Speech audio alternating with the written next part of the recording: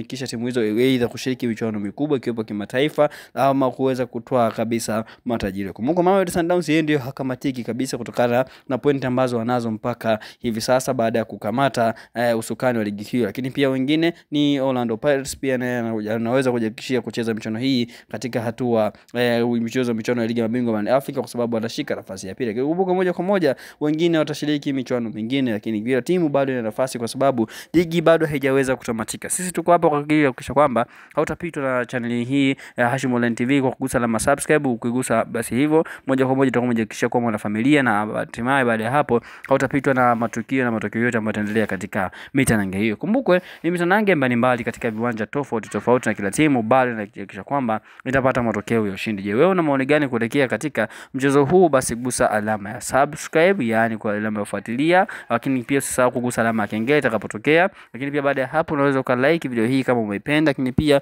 usisahau kushare ili wengine waweze kuhabarika zaidi ama waweze kupata matukio na matokeo yatakayoendelea katika mtanange huu. Lakini pia bila kusahau unaweza kuweka maoni yako hapo chini kwenye sehemu ya comment section, lakini